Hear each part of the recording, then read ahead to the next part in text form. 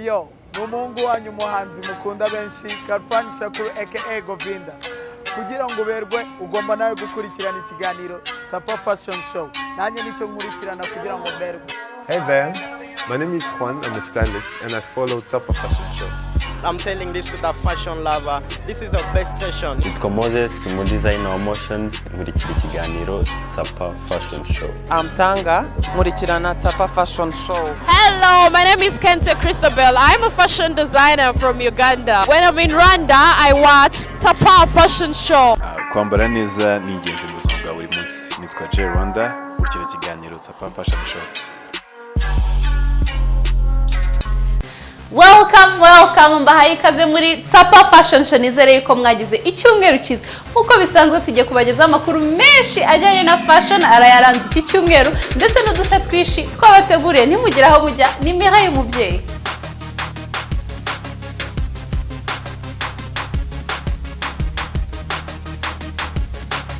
Reka duhere noneho mu gice cy'amakuru ajyanye na fashion aricyo fashion lifestyle news. Mu gihugu cya Ghana muri iki cyumweru gishize ishuri rishinzwe kwigisha ibijyanye n'imideli ari ryo Reals Originate ryahawe award nk'ishuri rya mbere ryigisha ibijyanye na fashion. Ishuri rero rikaba ryaratanze impamyabumenyi ku banyeshuri 62 berekanye ibyo bagiye biga bijyanye na fashion cyangwa se talent zitandukanye bafite zijyanye n'ibyo ngibyo muri ibyo biro byo guhabwa impamyabumenyi zabo. Reka dukurikire uko byagenze.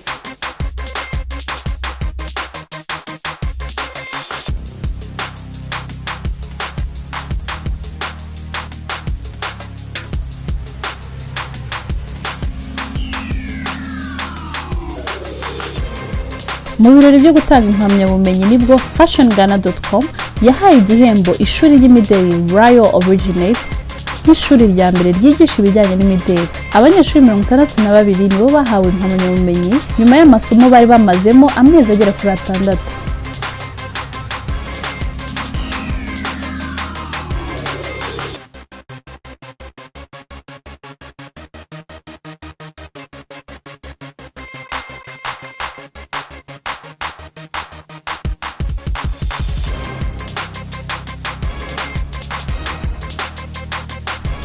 Ibi birori byarazwe no kwerekana ibihangano bitandukanye bijyanye n'imyenda yateguwe n'abanyeshuri b'iri shuri bifashishije runway. Ibintu byanogeye benshi bari babyitabiriye.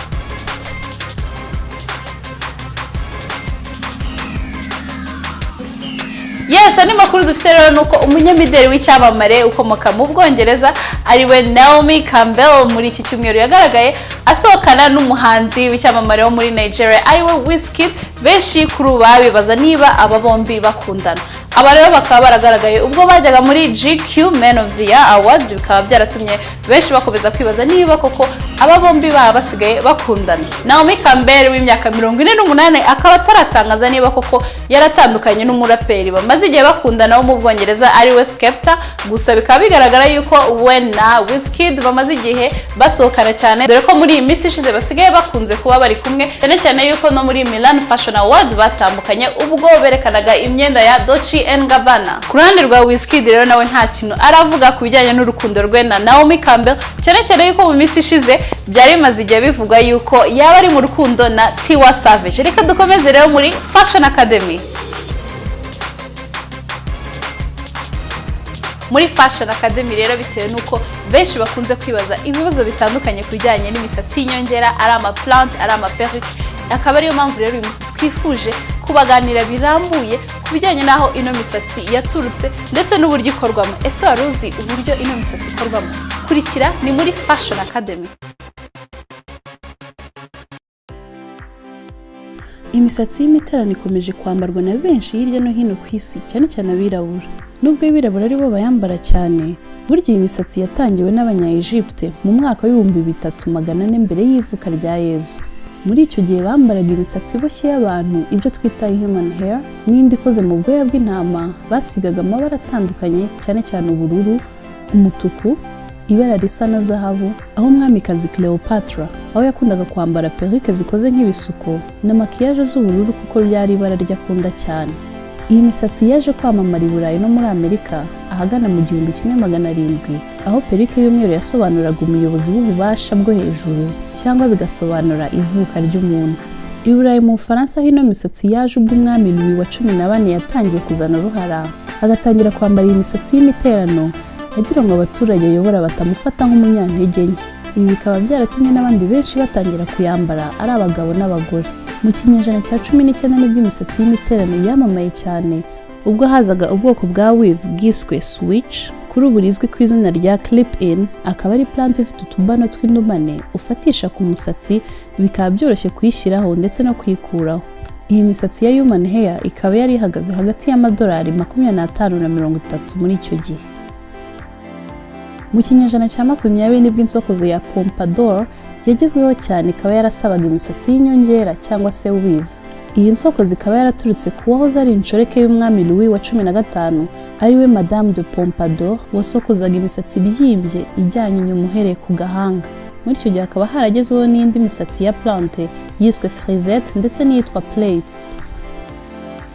Mu mwaka w'1940 imisatsi miremire yaje kugerwaho cyane, aribwo hakozwe plante na perruque ndende benshi bakunze nubwo rwose byabangirizaga imisatsi yabo karemano. Muri za 70 ho haje kugerwaho imisatsi byimbye izwi ku izina rya beehive wigs, akaba ari style yagezweho cyane tuzi ko n'umuhanzi nyakwigendera Amy Winehouse yakundaga gusokoza. Muri za 90 nibwo abanyamerika bakomoka muri Afurika batangiye gukoresha iyi misatsi y'inyongera, akaba ari nabwo hatangiye gukorwa produit zoroshya zikanarambura imisatsi kugira ngo ibashe kumera nk'iyo misatsi y'inyongera. Kuri ubu imisatsi y'inyongera ikozwe mu misatsi y'abantu ibyo twita human hair ikomeje gukenerwa cyane ku isoko, aho abayicuruza binjiza akayabo k'amafaranga kagera muri za miliyari z'amadolari. Iyi misatsi ahanini ituruka mu gihugu cy'Ubuhinde, mu Bushinwa ndetse na Peru. Muri ibi bihugu benshi batanga imisatsi yabo ikagurishwa nyuma igaca mu nganda gutunganywamo za plante na perruque. Abanyamadini bo mu gihugu cy'Ubuhinde cyane cyane idini rya Venkateswara bogosha imisatsi yabo nk'ibitambo, aho abahereza bitambo bayigurisha muri cyamunara bagahabwa amadolari ageze kuri 700 ku kiro cy'iyi misatsi. Nubwo haba hariho imyanda, icyuya, amaraso ndetse n'ibindi, abayigura bafata umwanya wo kuyitunganya bakayisukura bihagije ikajya kugurishwa muri Amerika, i Burayi ndetse na Afurika, aho abagore basigaye baterwa n'amabandi bakabogosha imisatsi bakayigurisha. Si abagore bakenera iyi misatsi y'inyongera gusa, kuko n'abagabo basigaye bayikoresha kubw'impamvu zo gutakaza imisatsi bakazana uruhara, bituma benshi basigaye bambara plante kugira ngo biyongerere icyizere bongere base neza.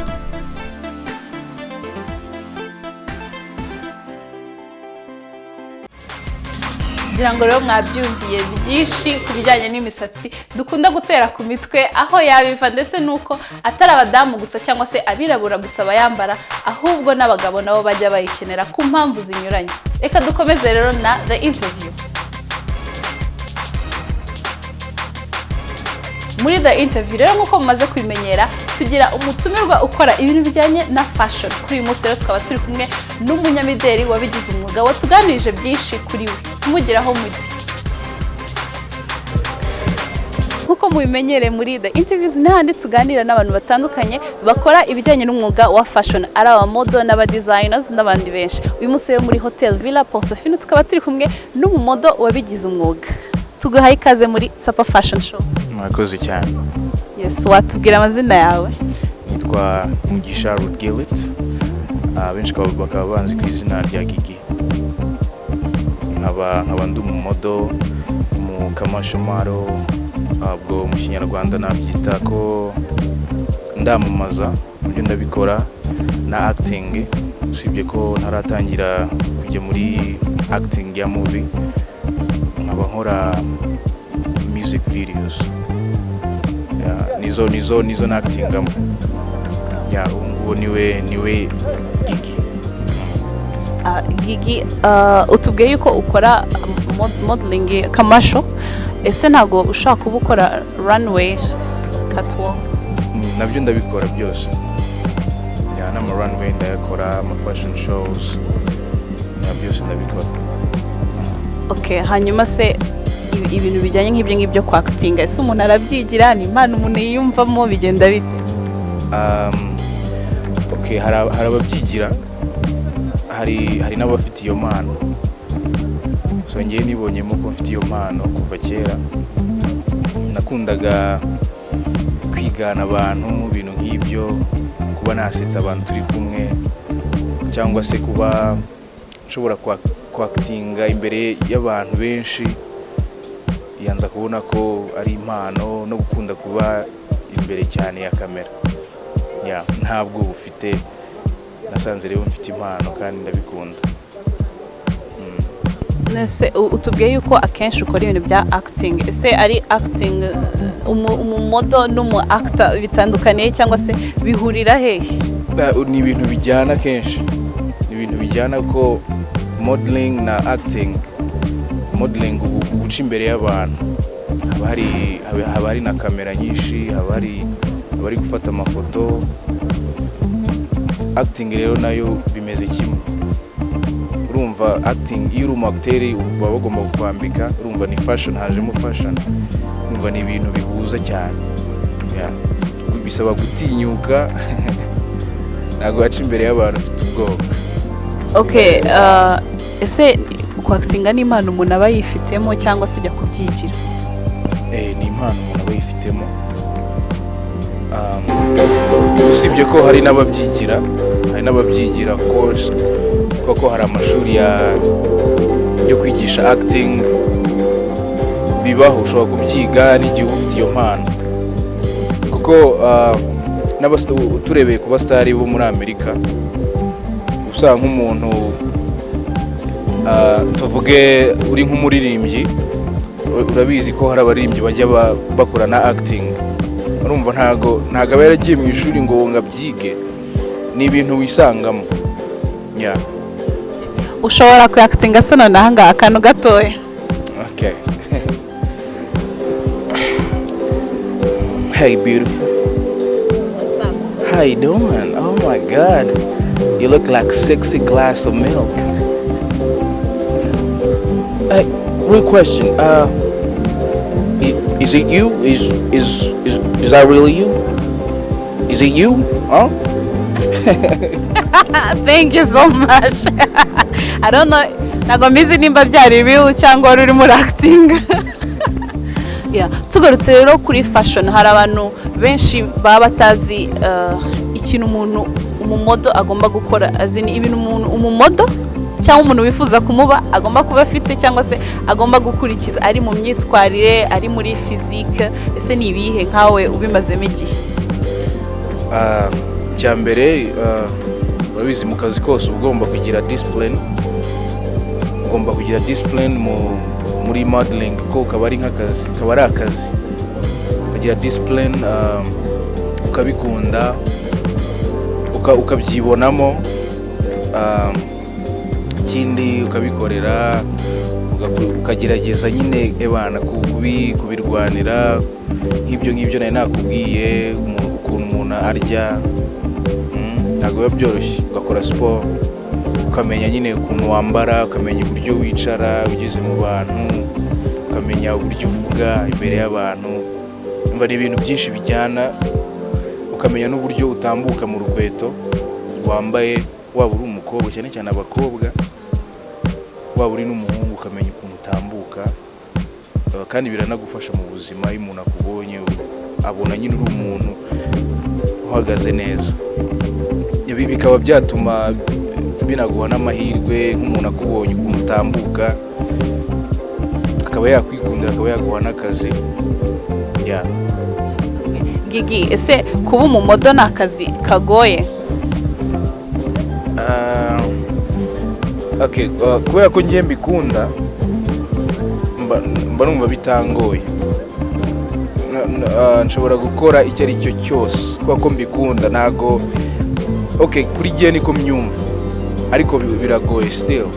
Ahantu bigorera ni hahandi nyine ugomba kuba fit, ugomba kuriha iyo gym, ugomba kumenya ibyo biryo urya.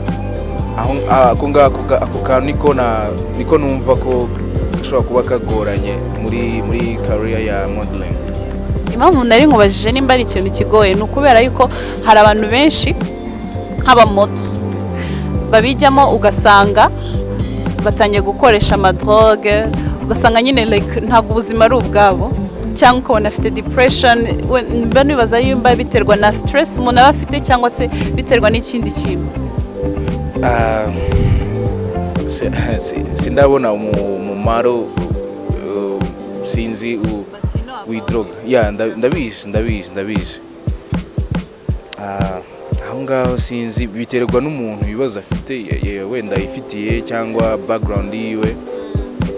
Nago numva ko ari modeling imutera iyo depression cyangwa kuba yajya mu biyobyabwenge. Imbogamizi hari ni kuba hatari ama fashion shows. Dukeneye fashion shows nyinshi kabisa, kuko nko mu mwaka ashobora kubamo nka fashion shows ari nyinshi n'eshatu cyangwa ebyiri gusa. Izo nizo navuga ko ari izo mbogamizi. Dukeneye gukora cyane ahantu navuga ko nkora cyane ni mu commercials, mu publicité.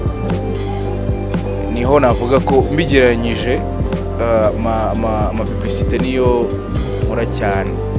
Gusa nyine aho nkora cyane bitewe na za mbogamizi nakubwiye, ama commercials yo niyo akora cyane kurusha modeling muri fashion. I mean, nkuko nakubwiye tuba dufite ama fashion shows make, ugasanga ukoze nka fashion shows ebyiri mu mwaka zonyine, ariko ama commercials urakora, haba hari opportunity nyinshi. MTN yaguhamagaye, Tigo yaguhamagaye, Skoll cyangwa ibintu nk'ibyo nyine. Giggy, kari watubwiye nyine igihe ahantu hose wagiye ukora, aho wahereye naho ugeze, ese ubu ugeze kandi urateganya iki in the future mu mwuga wawe nk'umumodo?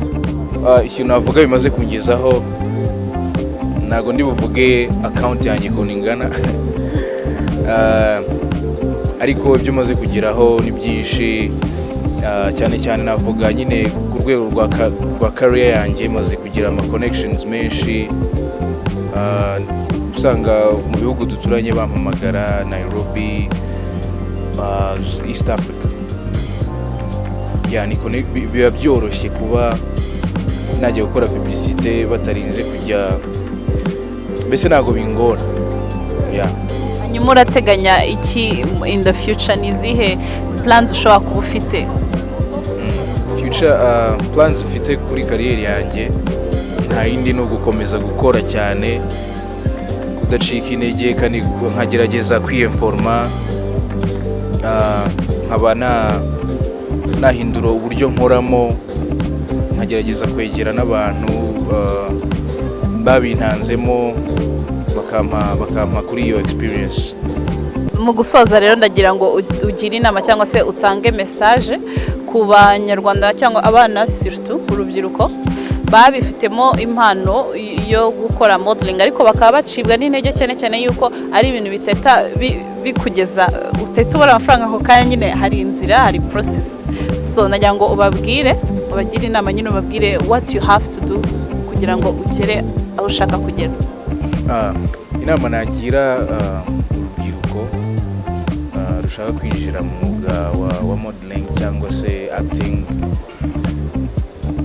icyambere ni ukumva ko ubishoboye, ntutinye, ntagire umuntu uguca intege, wumve ko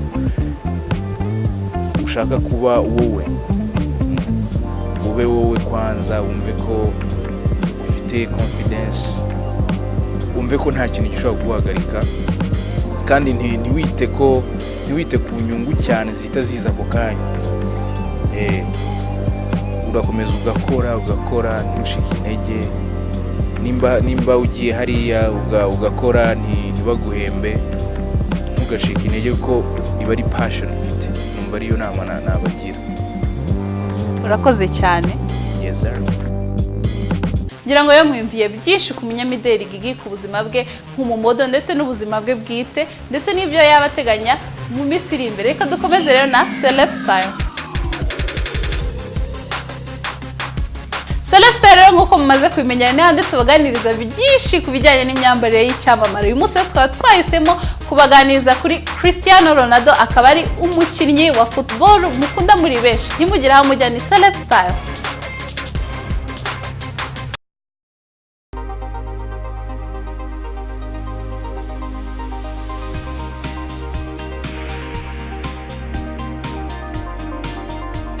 Christianno Ronaldo ni umwe mu bakinnyi b'umupira w'amaguru bakomeye ku isi, akaba anamaze guhabwa Ballon d'Or inshuro zigera kuri 5.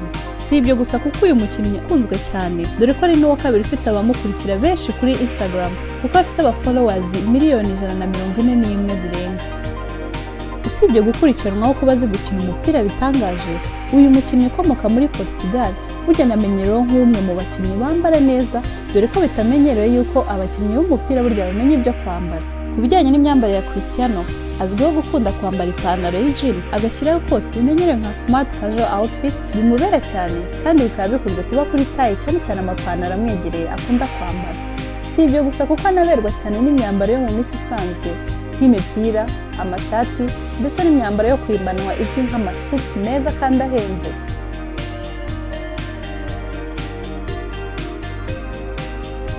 Ku bijyanye n'inkweto, bizwi ko uyu mukinnyi w'imyaka 33 azwiho gukorana n'uruganda rukomeye rwa Nike kuva mu 2003, avuga ko ari inkweto yakundaga kuva kera akiri n'umwana. Christianno rero akaba yamamariza iyi nzu y'imyenda ya Nike, aho bombi bakaba baragiye banakorana imyenda n'inkweto zitandukanye. Si ibyo gusa kuko Christianno Ronaldo afitanye amasezerano y'ubuzima bwe bwose n'uruganda rwa Nike, ku buryo no kuri ubu hamaze guhindura ikipe yakinagamo, yatangaje ko ari gukora inkweto nshyashya zo mu bwoko bwa Nike z'amabara y'ikipe ya Juventus asigaye akinira. Si Nike gusa kuko uyu mukinnyi yagiye akorana n'izindi nganda z'imyenda zikomeye nka Armani Emporio ikora imyenda y'imbere mu 2010, ndetse n'abandi batandukanye bakora amasaha n'amakositimu. Usibye gukorana n'inganda z'imyenda, Christianno Ronaldo afite imyenda ye bwite izwi ku izina rya CR7, harimo imyenda n'inkweto z'ubwoko bwinshi ndetse n'imibavu cyangwa se parfum akora bizwi ku izina rya Legacy, yafunguye mu 2015, byakunzwe na benshi.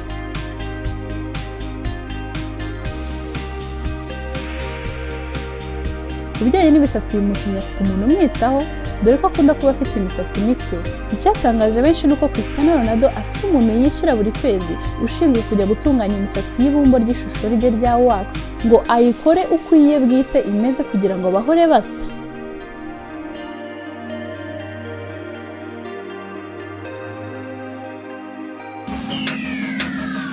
Ngira ngo mwiyumviye byinshi ku bijyanye n'umustar Christianno Ronaldo. Nizere yuko abari badusabye yuko twamuvugaho mwabashije kunyurwa, ndetse n'abakunda umupira w'amaguru muri rusange. Reka dukomeze rero na pro tips.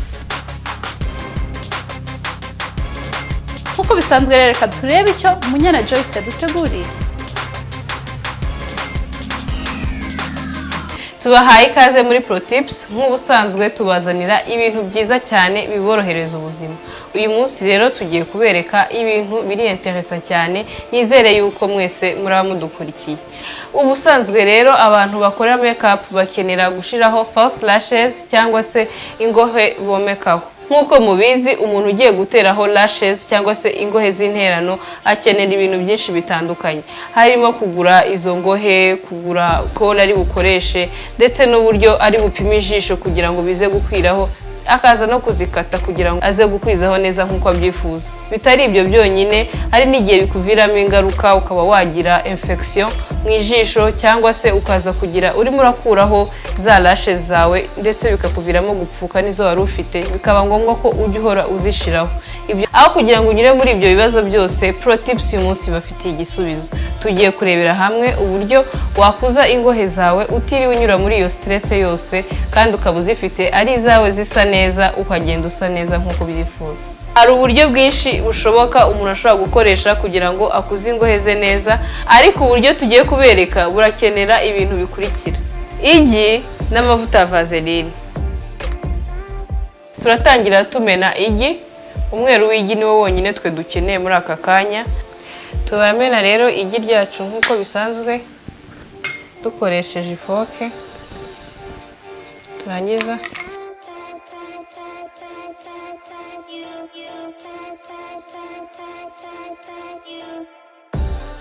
ngira ngo murabona yuko twatandukanyije igi ry'umuhondo ndetse n'iry'umweru.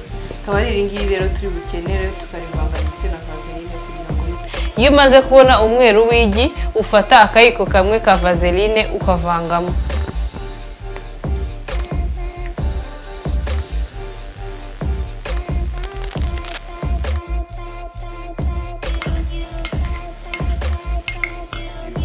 Murabona yuko byivanze neza, igisigaye ni ugufata noneho ibyo tumaze gukora tugashyira ku ngohe zacu. Turatangira rero dufata ibyo tumaze gukoramo aha ngaha noneho tugenda dusiga ku ngohe zanjye.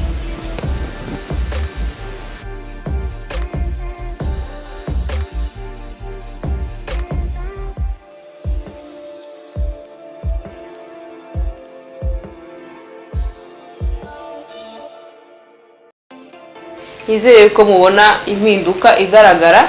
Rero uramutse wifuza impinduka ushaka yuko biba nyinshi cyane nk'uko ubyifuza, ugenda ubikora nibura iminsi 3 mu cyumweru. Umaze kugeza rero ahantu wifuza urarekeraho. Nizere yuko protips uyu munsi rero yabashimishije, naho utaha.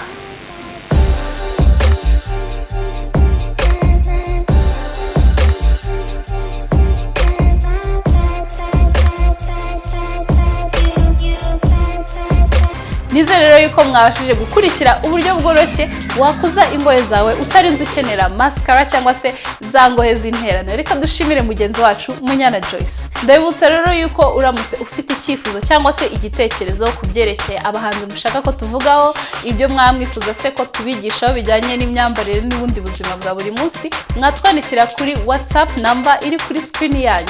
Ushaka no kudukurikira kuri social media zacu arizo Instagram, Facebook ndetse na Twitter. Kubifuza rero kureba ibyo twagiye tubigisha mu biganiro byashize, mushobora kujya kuri YouTube mukandikamo Tsapa Fashion Show ugakora subscribe ukabasha kubikurikira byose uko byakabaye. Na rero dusoreje ikiganiro cyacu uyu munsi. Mbere yuko dusoza ariko reka manze mbibutse yuko ushobora kutwandikira kuri email yacu ariyo info@tsapafashion.com. Ushobora no kudusura kuri website yacu ariyo www.tsapafashion.com.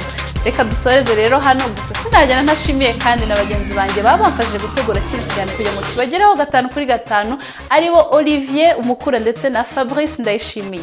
Dusoreje aha ngaha rero naho ubutaha.